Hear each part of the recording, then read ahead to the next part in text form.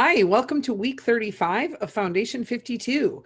In this week, we're covering client reviews. We've got two videos for you. The first one is on performing client reviews, and the second one is on firing a client. Certainly something that we hope to never have to do. But if you're a service-based industry, it's a reality that you may have to fire a client from time to time. You might as well be prepared and know what you're going to do when that time arrives, should it ever arrive. Okay, let's start talking about performing client reviews. First off, what is a client review?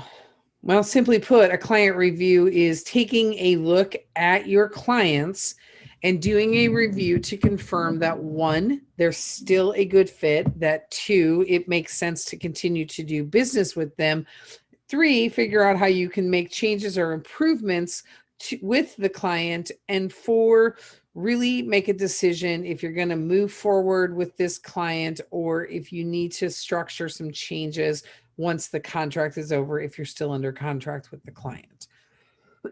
So client reviews, as far as the frequency with which you perform them, I would say if you've got clients that are signed up for annual contracts, that you want to do a client review at least once a year.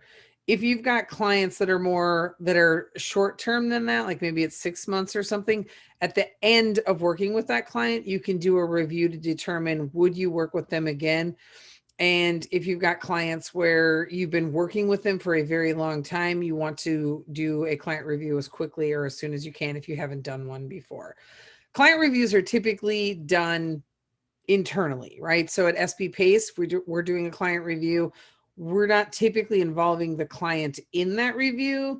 We're having the conversations between Corey and myself on a client, right? And we're talking about things like, does the client take more than they're worth? And by that, we mean if a client has paid us, $10,000 and we're spending, 80 hours or 90 hours a month on this client consistently, we're not only are we losing money on it, but our time is valued at almost nothing. And we're not able to help other clients because we're spending so much time on this particular client. And so you need to really be able to assess what they're paying you, how much time you're putting in for that client, what the materials are, if any, material costs are, if any, and how long this contract is for.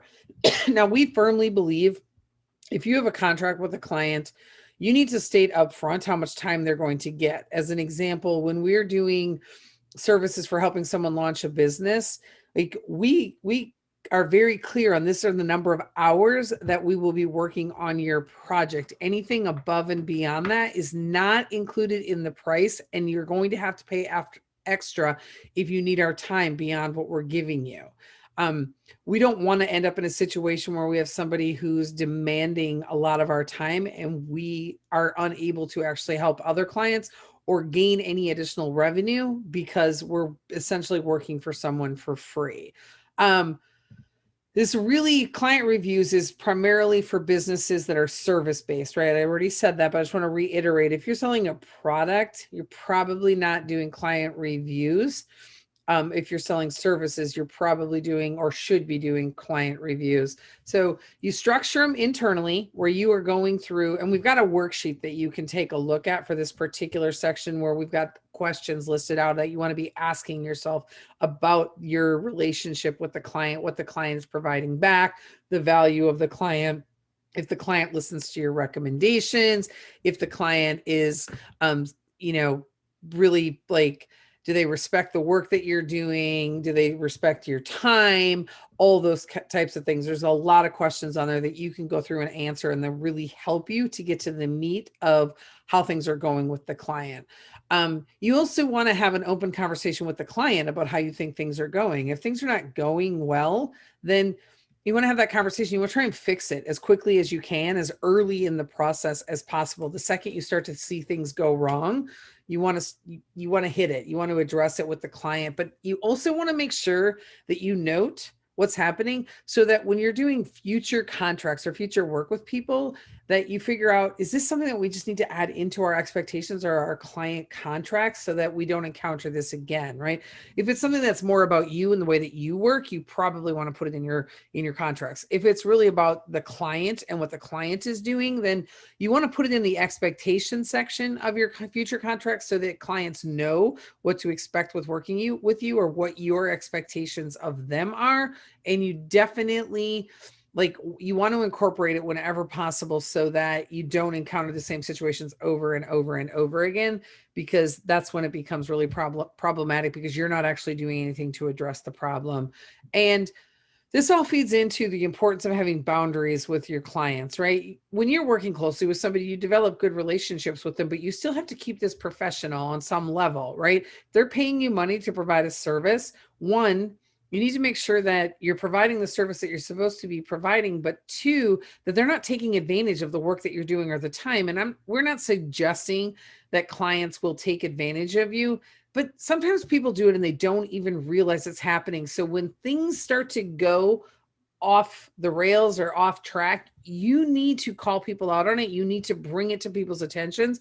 And, that's why setting the boundaries and setting the expectations up front is so beneficial. So when we start to engage with somebody, we tell them up front, like, look, if we get to a point where we're not happy with what's happening or you're not happy, we need to be able to have that conversation. And you build an upfront contract on how you're going to deal with direct and difficult conversations, and you're going to deal with them directly, right?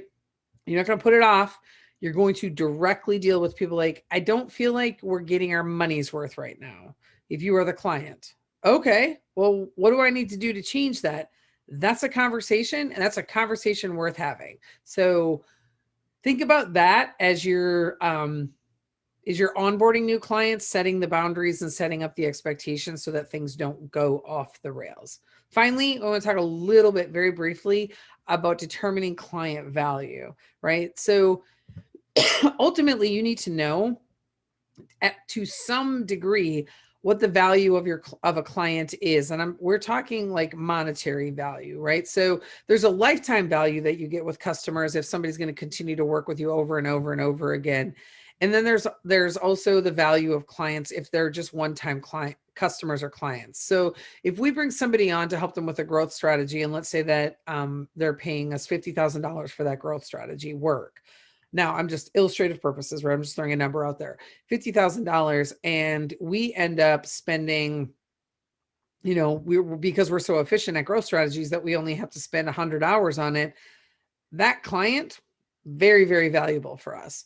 But if this client is really difficult, we didn't do a good job of setting up boundaries, we didn't set expectations, they're calling us, pinging us, messaging us, emailing us, setting up meeting after meeting after meeting, and we're spending hundreds of hours a month on this client, and it's like a 12-month engagement, that's not a good situation. So you want to have the balance, right? Where you don't want to overcharge somebody just because you can. You want to be able to deliver on the value, but you also don't want to be losing money simply because you're letting a client drive all the decisions and take up all of your time. So you need to have those conversations.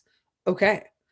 Do the worksheet. It's a client review checklist, and we will see you in video number 2, which is firing a client. A conversation nobody ever wants to have.